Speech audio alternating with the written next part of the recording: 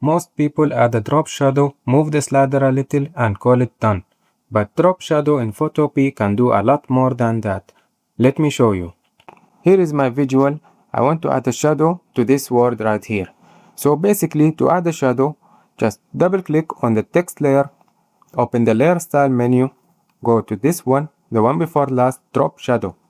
Click on it and here the shadow will appear. Here is where you control the settings of the shadow, the opacity, the angle of the shadow. Let me make the distance greater so you can see it. You can move this one to change the angle, or there's a better way to do it, which is grab the shadow itself and move it along. Just place it wherever you want. From here you control the spread, the size of the shadow. If you want to change the color of the shadow, you change it from here. You can choose whatever color you want, add it to it. And also you can change the blend options from here. If you want to choose dissolve, multiply, one of my favorite ones, hard mix, you can choose it from here, whatever you want. Also, here is a neat trick for you. If you want to add more than one shadow, you can just click on this plus icon right here.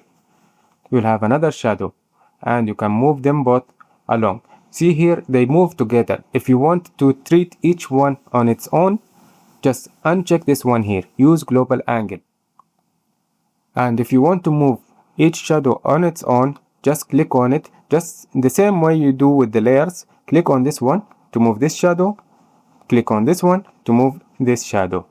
And then you can make each shadow with its own properties and colors and different things. Like for example, this pink and blue one. And if you want to add multiple shadows, you can add multiple shadows as much as you want. At any point, if you decide that you don't want to use one of the shadows, for example, just uncheck this mark next to it. So uncheck it like this, and this shadow will not be in your picture. And also, let me show you this one neat trick that you can add to your shadows. Let me choose this one, and you can click on this one, continuous. It adds this kind of effect to your shadow. It's nice, right? Also, there is one more thing I want to show you. This one, contour. So if you choose any of these, it will add an effect to the shadow, different effects. So just play with it, choose different ones to see which one suits you. And if you want also to manipulate the effect of this one, just click right here on this square and you have these points right here. You can move it up and down, left and right to make different effects on the shadow.